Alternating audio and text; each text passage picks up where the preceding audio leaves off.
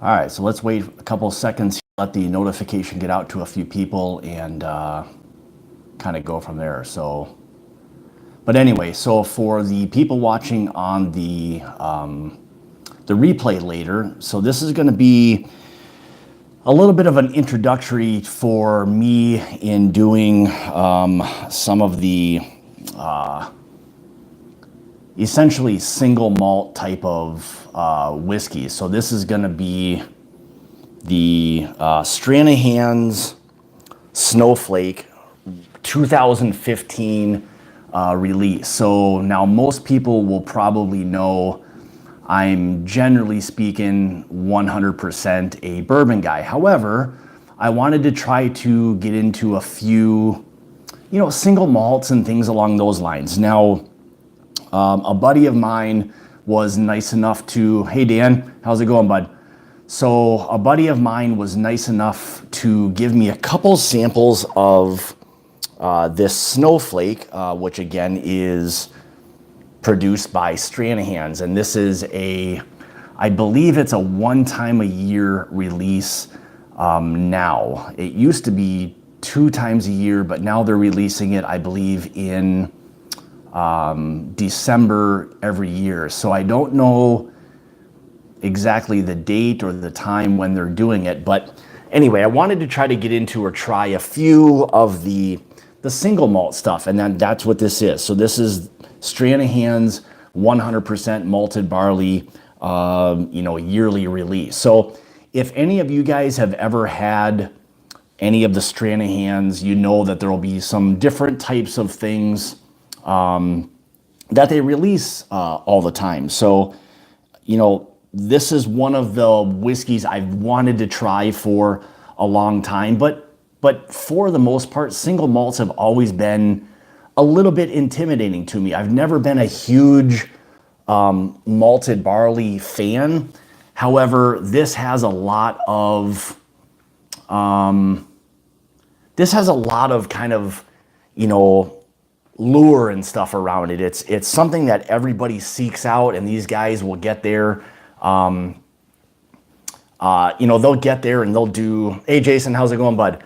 They'll do these like sleepovers and all kinds of stuff for this release. So I wanted to really get on and just try this. Now I know Jason, who's on here from the Mash and Drum, he's got a great channel, so obviously everybody go check him out. But this is one of these, he probably has kind of got me a little bit more towards wanting to try a few more single malts. He's been doing a lot of the scotches and stuff, and some of those I'm not a huge fan of a lot of that stuff, even though I've tried a couple and I've been a little bit turned off by some of them. But anyway, I wanted to try to get into a little bit more of at least the single malt types of things. Maybe not necessarily always scotch or things along those lines, but even if it's an American style,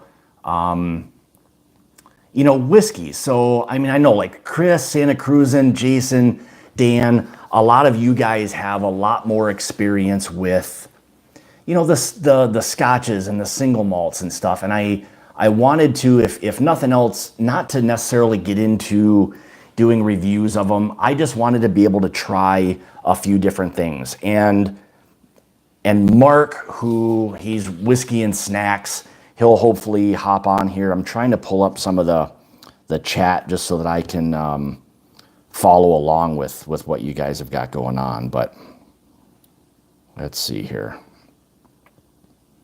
Just so that at least then that way I can follow along with you guys, and hopefully it'll kind of go along. So, all right. So have any of you guys had this Stranahan's Snowflake single malt yearly release? I'm always interested to know what everybody's, tried, whether they like it. And the one thing I kind of thought, one thing I thought was kind of interesting about this yearly release is each batch is named after, I don't know if it's a particular mountain or something somewhere in Colorado or whatever, but anyway, this is the 2015 release, and this is from let's see, what is this one called? So this was Mount Evans. So I'm assuming, without knowing a lot of the geographical information regarding Colorado, I'm assuming that that's a mountain or something along those lines there in Colorado. So each year it looked like they name each batch after a particular, mountain. So I thought that was kind of cool that they relate it all back to, something within the state. So, all right, so let's see what we've got. All right, so thanks guys for popping in. So Dan, so one other quick thing. So tomorrow night, myself, Jason from the Mash and Drum, and Dan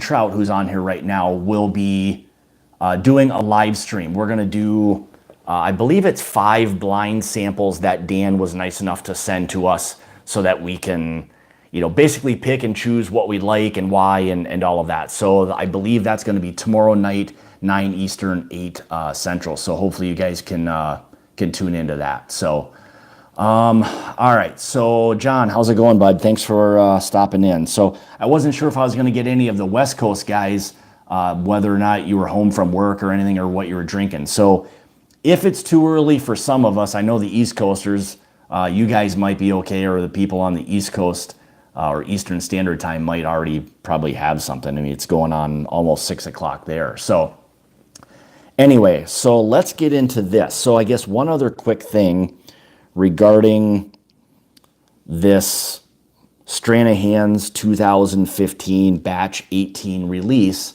is, have any of you guys maybe not had this release, but had the Stranahan Snowflake any release? And if so, I'm always interested to know, if you guys have tried some of that stuff. So, let me know in the comments and I'll kind of catch up here a little bit. So let's see what we've got going on. All right. So we've got in the chat right now, Dan, Domino Magnum, thanks for stopping in, bud.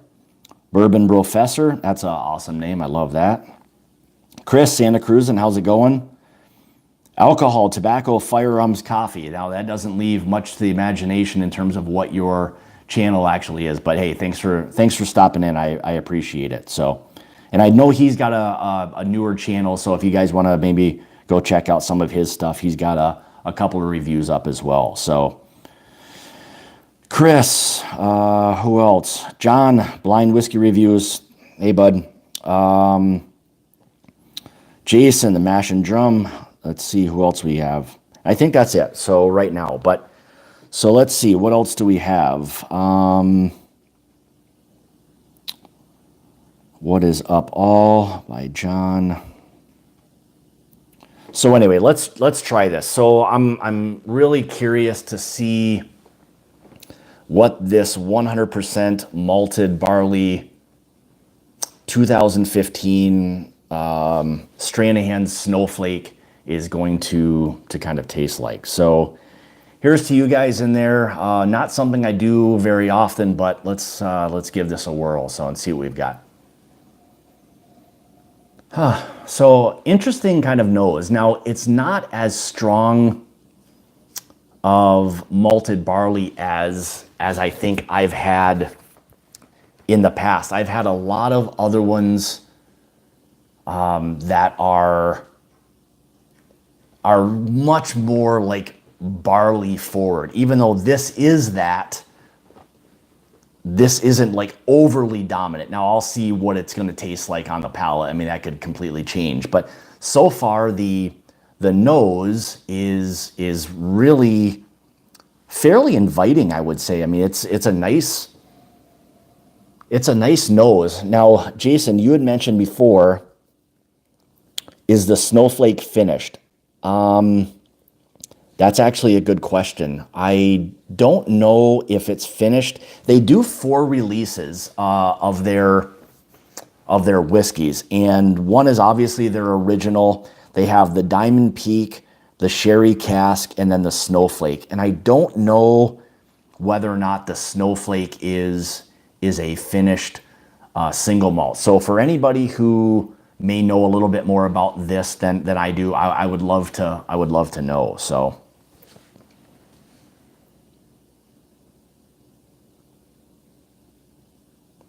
Oh yeah, John, you're wearing the haircut. All right, good. You probably didn't need much product today, I'm assuming, with that hairstyle you've got. So, all right, so let's kind of get into this a little bit more. Yeah, it's a really nice nose. I mean, it's sweet. I don't know. There's that malted barley. So for me, it kind of tricks me sometimes in terms of a finishing influence on things, is that a lot of times the malted barley for me. All right, so Mark is in here. So Mark, I'm glad you popped in. Thanks for jumping in. So Mark was the one that was nice enough. We met last week at a bottle share that we have in the state of Wisconsin through the Wisconsin Speakeasy Facebook group. So he was nice enough to give me a couple samples, and both or two of the three were the Snowflake, and I believe they were the same batch, number 18 is what it looked like. But for Mark, my question to you is this a finished single malt at all, or is this just a single malt that's aged in barrel? So I didn't know if this was then aged in anything else. So you can probably let us know. So. All right, so if that's the case, then like Jason said in the chat, if it's finished in a variety of cask rum, cognac, tequila, wine, and then selected by a master distiller, that's a lot of stuff going on. So I'm assuming that's probably why I'm not getting an overabundance of malted barley, because this has a huge, or potentially has a huge amount of, finishing influence, which any type of whiskey that's finished will a lot of times have that influence. But it must be knocking down some of the malted barley note just because, you can tell that it's finished. I mean, it's not huge malted barley. So anyway, let's get into this. So I'm really curious to see what the flavor profile might be on this. So cheers, guys.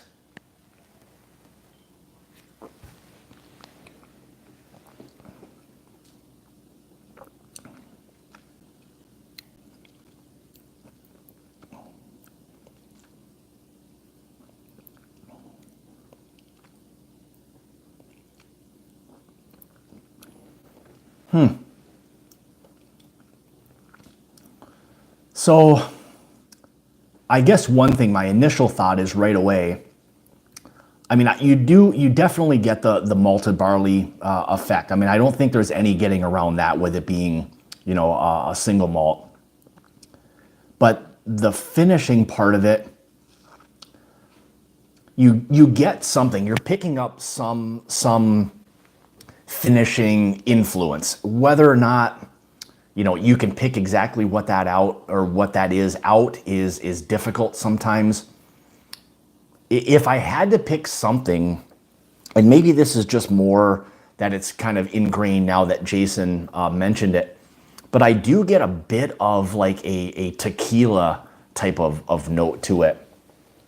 That's kind of interesting. So, and I guess I like the idea of a single malt being finished in something, just from the standpoint that, to me, and maybe some of you other guys who are more Scotch or single malt fans can elaborate on this, but I like the fact that it's finished from the standpoint that it knocks down a little bit of that malted barley flavor. To me, it's a really dominant type of grain, very similar to like how a rye whiskey would be. So, even though I like the flavor of rye, I would say significantly more than I do malted barley, the fact that this is a finished single malt is way more intriguing to me and probably fits my flavor profile a little bit more. So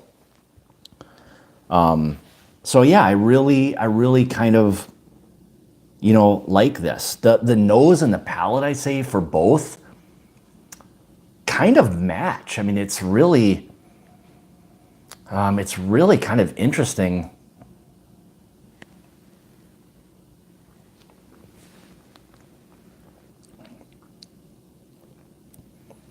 Yeah, there's for sure the finishing influence on this. That malted barley is clearly there, but I really enjoy, I'd have to say, I guess I'd have to say I really enjoy, this overall. It's better than what I expected. I went in probably with lower expectations, just knowing I've got this preconceived notion of what malted barley kind of tastes like, and it's probably a bad attitude to go in with when you're doing any type of tasting. But yeah, I really enjoy it. So, all right. So Dan asked if there's any heat. My initial thought is, now kind of reviewing it, is that there's really none. I mean, I'm not remembering or picking up on much heat, and I think it's only 94 proof, so it's not a high proof whiskey. So I mean, not to say that 94 proof is nothing, but when at times in the bourbon world, you're used to drinking things that could be 115, 120, things along those lines, 94 proof sometimes doesn't feel like it's very much. However, anybody who may be watching this either now or later on a replay, 94 proof is still, fairly significant in the overall aspect of proofs in general. So, but let me kind of take another sip, and Dan, I'll tell you a little bit more.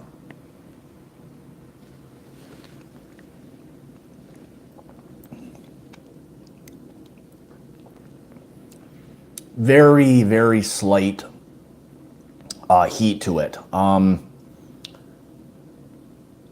It's enjoyable. It gives you a little bit of something, but then it kind of goes away heat-wise fairly quickly. However, the finish part of it, as it kind of sits on the palate, is really kind of enjoyable. Whatever that secondary or that finishing aspect of something is really nice. It's really surprising. I mean, this would be something that I would have no problem whatsoever sitting down and sipping on something like this. Not that I'm converting by any means. I still, really enjoy bourbon, first and foremost, and really enjoy ryes. However, I would say this is probably something that I would have, no problem, getting behind, whatsoever. So it's really a really nice, easy sipping whiskey. Now, would this be something I would necessarily seek out, every time, once a year? I don't know if I would do that. I think there's probably other things maybe out there. And again, maybe I'm not doing it any justice whatsoever, but I think it's really good. Would it be something I would, wait outside in line in Colorado in December? Probably not. However, it's very, very good. So for people who enjoy a good finished single malt, I without there being much comparison on my part, I still think it's very, very good whiskey. So, all right, let's check the chat and see what we've got. Yeah, so like Jason said before, so the malted barley part of it, it does. That's one thing that sticks out a lot for me, is that it's a dominant grain, and you can see why, people either enjoy it or don't. I mean, it's one of those flavor profiles that, again, it's kind of a love-hate type of thing. Now, it's completely opposite of a peated scotch or anything like that. I've tried some of that stuff, and Jason can probably attest, that is not my cup of tea regarding the peat. Now, again, maybe I haven't given it a total fair assessment, but from what I've had from peated scotches, I guess that's not really necessarily going to be my thing. And that doesn't have to be. So, I mean, for everybody who drinks what they like, to each their own. I mean, I'm not going to tell anybody to drink anything in particular. I may give in my reviews, I may give, some suggestions or recommendations. But, again, I'm not going to tell anybody to drink anything a particular way or what to drink. Drink what you like and, drink it how you like it. So anyway, all right. So I guess with that, so what is everybody else? I know it's still kind of early. I mean, it's 6 o'clock East Coast, 5 o'clock Central Time. I don't know if anybody's drinking anything else right now. So, yeah, so like alcohol, tobacco, and firearms, coffee says exactly, drink what you like. And that's exactly it. I mean, that's the one nice thing about this kind of whiskey community is it's fantastic from the relationships that you kind of generate and some good friendships, and that's kind of the best part. This is one of these kind of common elements that has a tendency to bring people together, and when you're sharing things that everybody enjoys, whether one person drinks it a particular way, it is what it is, even though sometimes we may look at it or frown upon a certain way in terms of how somebody's drinking it. It doesn't matter. You drink it however you like it. So, that's the interesting part with whiskey is exactly it. Drink it how you like it. Drink what you like. That's the bottom line. So, all right. So what do we have here? All right. So John, he's at work and he's clearly hammered, which is pretty cool. That's pretty awesome that his employer doesn't mind that he drinks on the job. That's pretty cool. Kidding. Oh, you don't advocate working while intoxicated, dangerous. Okay, well, you must not be operating like heavy machinery or anything. So outside of that, then it's probably okay to drink on the job. Not really. Yeah, so like Chris said, Santa Cruz. And so, the whiskey snob part of it, that's one of the hard things to get past. And there's going to be everybody who is an expert in something, and they're going to want to tell you how to drink it, when to drink it, how, all kinds of different things. And you know what? Nobody cares. This is one of those things where if you like it,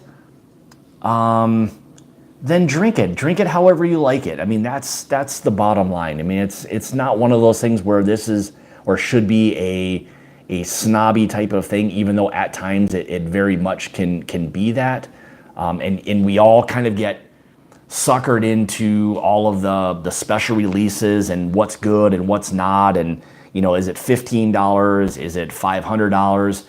But as a lot of you guys know, we've all probably had some very, very expensive bourbons that will that are kind of a little bit of a letdown versus having let's just say a $15 or maybe $20 bottle of, I don't know, Heaven Hill bottled and bond. Now, again, there's some differences between, like, let's say if we do a comparison of George T. Stagg versus like a Heaven Hill bottled and bond. Is the difference of several $100s if we're not talking necessarily retail, because a lot of us can't just go into the store and buy a George T. Stagg off of the shelf, whereas you can, maybe up until recently, you could have just gone in and bought a Heaven Hill, bottle and bond off the shelf for, $12-15. But when you do a side-by-side comparison, and I think the best way to do it, and if you guys haven't, check out John's channel, Blind Whiskey Reviews. He does a lot of things blind, meaning you're tasting something without this preconceived notion or a bias of what it is you're drinking. And when you do that, that's the best way to give anybody an idea of what it is you like, excluding the name brand and the price. So that's always a neat way to taste anything, so that you're not trying to assume, or if somebody tells you this is stag, you're already in your mind, you already have decided that you're going to love it. And if somebody gives you a $10 or $15 bottle of bourbon, it's not as good as stag. Well, that's not always the case. And a lot of us that are on here right now can attest to that for sure. We've all had expensive bourbon. We've all had inexpensive bourbon. And that's the way it kind of goes. So, I mean, when you're tasting those things blind, it gives you a real appreciation for what it is you like and why. So anyway, that's my little rant about that. So, all right, let's see what else we got going on. Matt Bailey, how's it going, buddy? What else do we have here? So Ryan Richardson has, he put in here, hello everyone, Scott, I've heard this bottle is impossible to get. The other Stranahans are good though. So yeah, so Ryan, I don't know, I'm assuming that this is a difficult one to get, that Mark, who was on here, Mark Brown was on here before, who was able to provide me with the sample, that yes, this is a yearly release. I believe, again, like I said before, it used to be two times a year release, but now they've moved it to one, and it's in December, and I know that people line up like crazy for this thing, a night or two before in order to get their hands on this. So yeah, it is a difficult whiskey to get, according to what I've read and so forth. So yeah, but I would say, I mean, kind of going back to this again, it's really, really good. So Ryan, I don't know if you're still on here or not, but is this something you've had? Now again, I know you kind of came in a little bit late, but this is the 2015 release. This one was called the Mount Evans Batch 18 release. So if anybody else later on is watching, that's exactly what I'm drinking. And again, I believe it's 94 proof. The other thing I wasn't sure of is each year the proof a little bit different. And I don't know if it's always 94 proof or if it's changes every year. I mean, I can't imagine at 94 proof that it's anything, it's not barrel proof or anything along those lines. So I'm sure they're proofing it down to 94. I'm going to guess that they probably release this every year at 94 proof. With that type of proof, that seems like something where it's their target proof, so to speak. So, all right, what do we have?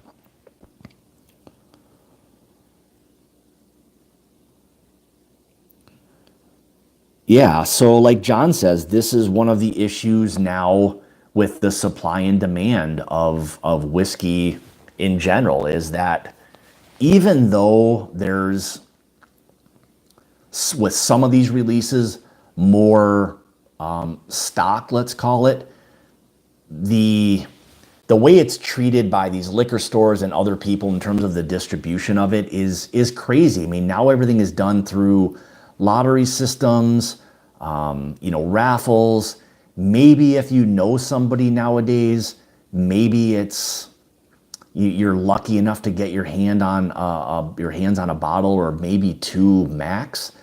But like the BTAC that's just been released. I mean, we don't even see it here. All of that ends up going through a raffle, lotteries, things along those lines. I mean, to try to get those, you'd probably have to develop, I would say, a heck of a relationship or have some in with a liquor store where you're spending quite a bit of money and get it that way. Because, a lot of times they don't get a lot of it, and then they have to make the decision of, who's special enough to give this bottle of bourbon or whiskey, whatever, to. So the fair way to do it, I think a lot of times is, through a lottery or a raffle, something along those lines. It makes it fair. Not that any of us always like that or appreciate that. We want to be able to go in and feel like we've got a good enough relationship with a particular liquor store that they'll hold a bottle. And on some occasions, for maybe some of you, some of these liquor stores or wherever will do that. So, I don't know.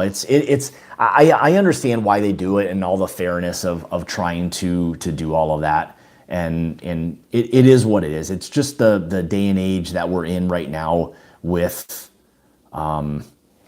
with bourbon, whiskey in general, is that anything that's in high demand or very popular, this is just the way it's going to be. I don't see it ending or changing anytime soon. It just seems to get every year. And again, a lot of you, I think, can probably attest to this, who are out kind of, hunting or whatever you want to call it, getting these special releases now. It's become impossible. A lot of times you're having to, sometimes spend the night or get there early, whatever it may be. And and to be honest, sometimes that can be very fun to do. You're meeting a lot of great people, and there's a lot of good chat or banter and everything, and that stuff can be fun. But I don't want to every weekend have to go wait in line for 15, 16, 18 hours just to get something. Like, so for instance, we have a lottery coming up here in the day after Thanksgiving. So Black Friday, there's a Woodman's, and they're doing a release. Now, it's quite a bit of stuff. It's a lot of things. I mean, it's all the Pappy and the BTAC and all of that. So there will be a lot of it. However, people will be lined up there the night before, and you'll sleep in a chair. So if you're willing to spend a night in the cold, you can probably go and get something that's halfway decent. However, you've got to beat the mules and stuff there, because that a lot of these guys that are there, that are first in line, that are waiting, may not have any idea what it is they're getting other than what they've been told to get. So, that gets a little bit frustrating, that a lot of us want to still get these things. Maybe sit on it for a little while, enjoy it, and then ultimately, drink a lot of this stuff. But so that's kind of the frustrating part, is that for a lot of people, this is nothing more than just a money grab for a lot of people. So it is what it is. It's the day and age that we're in with whiskey. And if there's anything that's ever going to have a profit to it, those people will be lined up to get those things in order to sell the stuff. So anyway, all right, let's see what we've got in the chat. So Jason, thanks for hitting the like button. I appreciate that. Yeah, so like even Bourbon Professor says they're all trying to get on the Pappy train. Yeah, I mean, everybody who knows anything about whiskey generally knows about Pappy and the craze behind all of that, how expensive it is. I mean, retail wise, Pappy 23, you're still only talking about $350 retail. You'll generally never get it for that. I mean, on occasion you will, maybe through lotteries and these fair systems. By us, you can do that. They will still have lotteries where they'll sell stuff at retail. However, generally speaking, the guy in line, 1 through 10 or whatever it may be, who's going to go in and get it, that guy most of the time is never going to even, A, it's probably not his, and B, it's probably never going to get open, and that's going to be on secondary in maybe about a minute or two after he's paid for it. So that's kind of the frustrating part with that. It jacks up all the prices, and it's just part of the whiskey industry nowadays. But anyway. All right, let's see what else we have. So Matt says, I like the idea of stores to keep track of money spent and give top 20% options on allocations. So that's an option as well. And that's up to the liquor store. If there are people that are investing and spending money, at the store, then they have that right to pick and choose, who they want to allocate the bottles to, or whatever it may be. There's a store not too far from me where, as you buy things throughout the year, you're given like a reward points. And then at the end of the year, when they do the raffles, the more you've purchased, the more tickets you have. So you can put those in the bucket, so to speak. And then they do a drawing, and you hopefully have your name picked.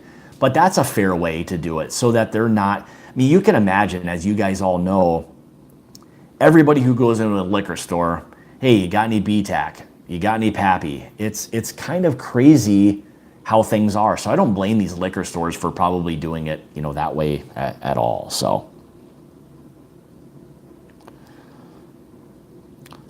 here's one thing. So like Bourbon Professor says, a lot of what you guys will see recently or through my reviews, I do a lot of smaller or craft distillery reviews. Now, in fairness, I have a lot of this stuff, you know, sent to me for me to do reviews of.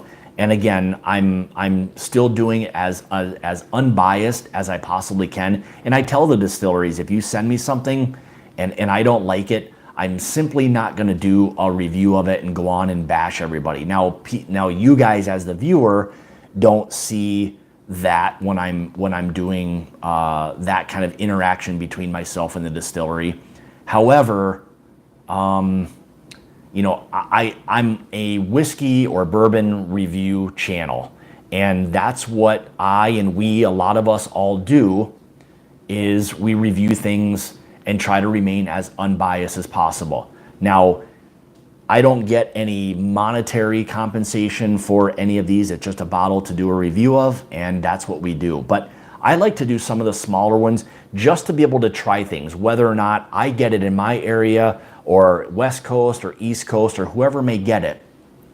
There's somebody out there where there's a distribution of that product and maybe they're looking for it. So, you know, not to say that it's bad or indifferent that a lot of the other channels do a lot of the mainstream things, because that's perfectly fine. And I would love to do a lot of those things. Like for instance, Jason does a lot of fantastic reviews, and go check out, you know, the Mash and Drum if you guys haven't already.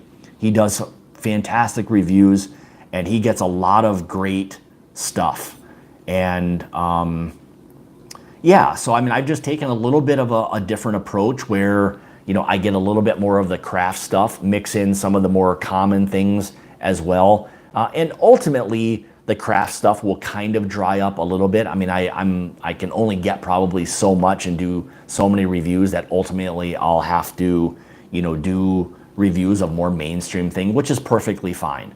So I enjoy whiskey, bourbon, rye, whatever it may be as a whole. So all of that, you know, kind of in a nutshell, I appreciate all of it. So I like to give some of these smaller companies a little bit of a shot. And it helps me from the standpoint of just being able to try some different things that maybe I wouldn't normally get. So that's how I kind of operate, you know, my channel is that way. So I get a few more, you know, different craft type of whiskeys and things along those lines. So anyway, there's no, again, just like the whiskey part of it, there's no right or wrong. You do what you want and have fun with it. That's the main thing that we all have fun doing things. So yeah, and like Jason just said, you know, he loves the craft stuff, and that's always interesting. And he's got some great stuff, you know, by him in Ohio, and that's just the fun part of something he may get versus what I get, or what, you know, John gets, or Dan, or whoever it may be in different parts of the country.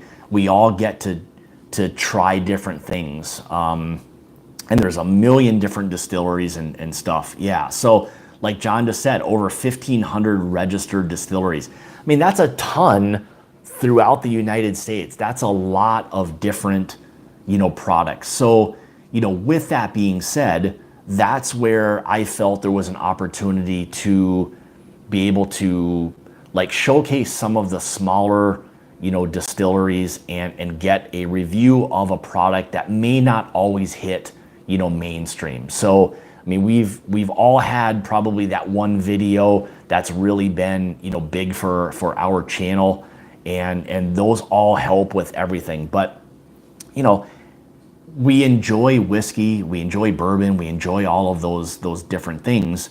That's what, you know, keeps us doing what we do. We all, you know, enjoy this, you know, a ton. So, all right, let's get back to the chat and we'll see. So, yeah, so like Bourbon Professor said, so I just did not long ago a a review of a whiskey out of Austin, Texas, called 36 Straight Bourbon Whiskey. And I'll tell you what, it was really, really, good. And again, I don't know what their distribution is or whatever it may be, but it's unfortunate from the standpoint that a lot of other people don't get the opportunity to try some of these really good whiskeys that other people have, that we're just not going to really ever get because the distribution just won't happen, or it's difficult, or whatever it may be. There's a lot of hoops that these distilleries have to kind of jump through just to get their product, distributed to different states. So, all right, what else do we have here? Yeah, and like Jason said, when you're getting into like the experimental stuff, it does. Things just get crazy. It's just the way, it's really the way it is. That's the one thing I see more of a trend, or something trending upwards in the whiskey field, is it not having to be, just straight bourbon or straight rye, or single malts. It's that now being able to, finish a whiskey, in a particular type of barrel, whether it's, sherry or cognac or, whatever it may be, that's starting to become, much more of a trend that you're starting to see. And I've had some really, really good ones. The one thing I would say about finishing whiskey is you're not going to be able to hide a garbage whiskey behind a different barreled, whiskey. Meaning, if you start out with something that's not very good and you finish it in cognac or a sherry barrel, whatever it may be, you're not going to hide that. I mean, it's just, I've had some of them before that were, horrible, and it's just not something you want to drink. I mean, the base of what it is you're starting with has to still be a quality, whiskey. If you don't have that, then it's just not going to work very well. So, anyway, so that's one of the things I've kind of noticed, and I've been, getting into, many more of the different finished whiskeys, which is really, really good a lot of the times. All right, so like John Belushi said, so the Curacao, that Parker's, I would agree. So I had it the other day at a bar, and to me, it's so heavy, orange flavor. It's real like syrupy tasting to me. So for me, it wasn't my cup of tea. And again, I think that's one of those things where, through people trying to do something different, maybe it's not always the best case, to try it. I mean, I know everyone's trying to push the envelope and something new and different. And again, that was a little bit new and different. And there'll be a lot of people who like that. The people who like a sweet whiskey, that may fit right in your kind of wheelhouse. But it wasn't mine. I do like a sweeter bourbon. However, it was so orange dominant for me that it was just not something I would probably, go back to. So. All right, so what else do we have? So Jason says, yes, the Curacao tastes like someone poured Tang in my bourbon, nasty. So that was the case. I mean, that was the problem with it. It was just so heavy on the orange part of it that it was very medicinal, and that's not something I really want to sip on. Now, here's one other thing. I'll kind of throw this out to Dan and Jason. I sent them something from Bardstown Bourbon Company that was a finished 10-year MGP bourbon. And anyway, we're going to do a live stream on Wednesday night, so maybe we can touch base on that then. But I'm always interested to kind of know, how other people are enjoying some of the finished bourbons. And some people will say that once you finish a bourbon, it no longer can be considered a bourbon. It goes into another category because you've altered the taste of it. But, call it what you want in a different category. I really don't care about the categories. The bottom line is if I like it, I'm going to drink it. So, All right, what's Dan say? So Dan's got over 150 bottles. Yeah, so let me read. You guys can see it. So yeah, that's the thing. I mean, with bourbon is that, I mean, there's a lot of times where you'll spend some big dollars on a bourbon that you just don't enjoy. And I guess I'll kind of let the cat out of the bag a little bit on one that I'm going to be doing a review of. And I'm hoping that Jason does not beat me to this, and maybe he has, but hopefully very soon I'm going to be doing a review of the new or newer Michter's Toasted Barrel Bourbon that was released not long ago. I was able to get a bottle from a buddy not long ago, so hopefully I'll be able to do a review of that and kind of get that out. And I have had it, not from this bottle, so when I crack this one, that'll be a new open. And what I'll probably do, honestly, is a lot of times when I do reviews, I will open the bottle that I get several days before, just to let it oxidize a little bit more so that I'm not trying it as a fresh crack. Nothing wrong with it, but I like the idea of allowing a little bit of air to kind of get into the bottle and maybe alter some of the alcohol that may be there. Because sometimes, as a lot of you guys know, when you do a fresh crack on a bottle, you can sometimes get a lot of just a different flavor profile. So I like to allow a little bit of airtime for that bourbon, just to kind of get maybe the more true or a better idea of what that whiskey is going to taste like. So hey, Jeremy, thanks for jumping in. Appreciate it.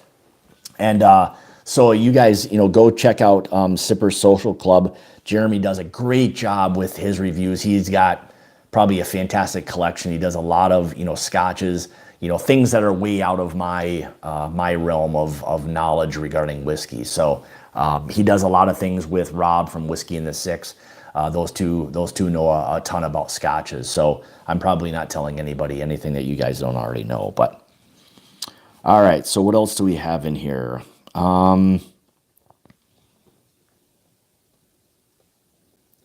Yeah, so that Toasted Barrel, I mean, I guess I don't want to give like too much of it away or whatever, but I mean, it's really, really good. Now, not long ago, I had the rye, and Dan sent Jason and I a sample of the Toasted Barrel finished rye, which if you go back to Jason's live stream that we did, maybe a month or a month and a half or so ago, we both ranked it, I believe, our favorite. I mean, it was such a fantastic pour. It was ridiculous. I actually still have some of it. I just didn't want to drink all of it because I didn't want it to go away, and I knew I wasn't going to be getting any more of that anytime soon. But an absolute fantastic pour. And I guess without giving too much away, with the Toasted Barrel Bourbon, again, it's one of those bourbons that I think is just fantastic. It's just a special type of whiskey. It's, like a lot of you guys have those whiskeys that you want to just kind of hold on to, or you never want the bottle to finish. It could be kind of one of those type of bottles. So I'll kind of leave it at that. So, and I guess with that being said, so if we kind of go down this rabbit hole a little bit regarding those types of bottles, are there ones that you guys really enjoy to the point where you don't want that bottle to go away? I mean, you'll probably hold on to it for as long as you want. I'm always interested to know, what that whiskey is for, a lot of you guys. What's something that you want to kind of hold on to or really kind of cherish and not just drink all of it. So, all right, let's see what we've got here in the chat. All right, so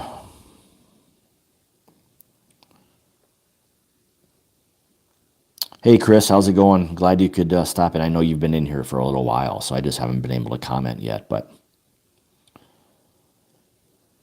all righty. I have to move to the different states. Yeah, I mean, it's just like Chris. I mean, he's in Canada, and that can be really tough. I mean, I know you guys get a ton of different scotches, and I mean, we get a lot of the stuff here as well. But I know it seems like Canada for some reason has just a better inventory of scotches, and again, that's coming from somebody who doesn't necessarily pay a lot of attention to the Scotch world, but it seems like Canada for some reason has a really, really nice kind of inventory of scotches. I don't know, I mean, some of you guys, like Jeremy, if Jeremy's still in here, maybe he can vouch for that or not. But and Chris can vouch for that as well. So, all right. So what's John Belushi's got? So okay, so these are some of your, let's just call it your special bottles, and I guess. So yeah, any of the Smooth Amber, the Smooth Amber Old Scout, the single barrels, that stuff was fantastic. It's probably still one of my favorites. You can get the 10, 11, 12-year-old single barrels, the 10-year that they did. And again, that's all MGP. And Smooth Ambler was very transparent about that. I mean, I think a lot of what MGP does is fantastic. I mean, if you want to be transparent and tell everybody where your stuff comes from, more power to you. So. All right, so so Jeremy, I was saying before that it appears, just seeing what a lot of you guys get Scotch-wise, that it seems like, and maybe Chris can verify this as well, but it seems like a lot of the Scotches that are out there that you, from being in Canada, seem to get a lot of those like special releases. It just seems like you guys get a lot more of that stuff than we see here. And again, I'm not like the one to probably comment very much on that, because I don't pay as much attention to the Scotch world as I do the bourbon world. But it seems like you guys get a real nice amount of Scotches there. So anyway, yeah. So like John said, you gotta love MGP. There's a lot of what those guys do. I mean, that's a powerhouse of a business. I mean, they do a lot of things for a lot of their customers, and a lot of what they do is really good stuff. Not all of it. Some of it's not always the greatest, but a lot of times you'll see where there's a stock mash bill that a lot of people really kind of attach themselves to, and that's what they're willing to put out and put a different name on it.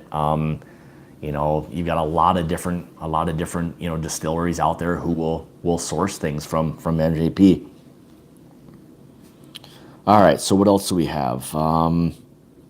Yeah, so like Matt says, don't forget Belle Meade. That's another one. I mean, that's another great sourced product. I mean, it's a lot of these brands that are putting things out. This is the one thing I will say about MGP and different brands, is the fact that you can't be sometimes tricked into I'm gonna throw out two names. Let's just say Smooth Ambler and like Belle Meade, both MGP, and sometimes it could be the same or identical mash bill, and one could be $15, $20, $50 more, and because somebody attaches themselves to a particular name, all of a sudden that becomes a better whiskey than one that's maybe $20, $30, $40, $50 less. So you have to understand the mash bill that is being produced. And if you can understand that part of it, you can at times find a really, really good deal on a whiskey if you have an idea of what that particular mash bill is. If they're not like aging it, in a secondary barrel or anything like that. I'm just talking about a straight up, mash bill that MGP may be, producing. So like their rye whiskey, for instance, they've got a 95.5 that they release to a lot of different companies. Some will be, very expensive. Some will not be. And you just have to understand what that mash bill is and what it is you're getting. And if you pay, $60 or $70 for a 95.5 rye mash bill from MGP, I don't know. I mean, I think you have to understand what it is you're buying. So Whiskey Jason, how's it going? From Germany. Thanks for stopping in. I greatly appreciate it. So anyway, that's my, so Matt says, George Remus. Yep, the Remus Reserve. That, I think the new one is about ready to be released. I had their other release last year, and I actually thought it was really, really a good pour. So, and I think that's only around 95 proof, I believe. So, but anyway. So let me get back to this. So I've been on for about an hour, and I just wanted to kind of jump on here, you know, talk a little bit about, you know, some of the Stranahan stuff. I had and Jason probably knows, but he gave me from, I think that was the Crowded Barrel Whiskey Company. That was the one that Daniel and Rex did from the Whiskey Tribe. This was their, that Eleanor release.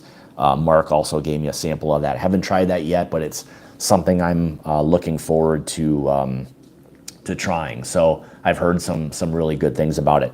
Only thing is I don't know what that particular release was. I think they did 4 different releases. It was like a 1856, 58, 1860, and 1862, but I don't know what that one was. But anyway, so I guess going back to the Stranahan Snowflake 2015 batch 18 release, it's really, really good. I mean, I really enjoy it, you know, quite a bit. So, I mean, I would say from a single malt standpoint, and coming from somebody who's relatively inexperienced with single malts, you know, this would be something I would say, you know, if you can get it, and again, I don't know the cost of it. I'm assuming it's fairly pricey, but, you know, if it's something you can get, I would recommend it just based on the flavor profile that this is. So it's a really, really nice pour.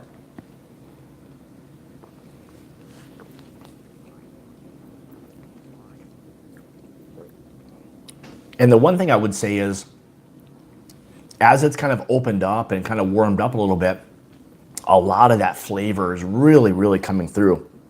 That's a really nice pour. So anyway, so I guess with that being said, I've been on for almost an hour now, and I just wanted to hop on for a little while, just talk some whiskey with you guys, get a little banter and stuff going, which I think everybody always appreciates. So, yeah, and I know a lot of stuff from, you know, a lot of the Canadian whiskeys and the ryes and things. They do some really, really good stuff. So, you know, I guess I have to say, you know, thanks for all of you guys for jumping on here and sticking with me for a, you know, almost an hour. So I appreciate you kind of hanging in there with me. But it's always fun to just get on and sometimes, you know, go down a little bit of a rabbit hole and kind of just, you know, talk whiskey for a little while. So I think this was more along those lines than it was necessarily just a review or anything along those lines. That, you know, with some of the live streams, I don't do a lot of them. I'd like to do more, but, you know, to just get on and talk about some different subjects, different whiskeys, see how everybody's doing, that stuff is always nice. So I guess, you know, with that, you know, being said, we'll probably go ahead and wrap it up. But make sure you guys tune in tomorrow night. We'll be on Jason, his channel, the Mash and Drum will be on his, I believe it's 9 Eastern, 8 Central. Jason, you want to confirm that, whether that's the case?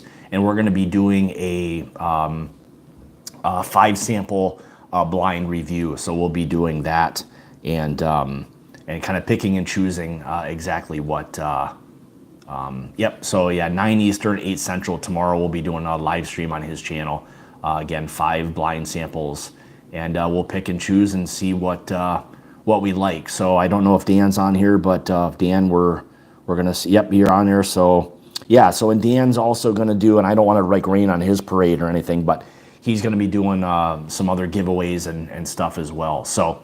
Guys, thanks for joining me on this 1 hour rant that I kind of went on here a little bit, but I like to kind of get on and do some of these things and just, you know, talk a little whiskey and kind of go from there. So, like I say, it's about the journey and not the destination.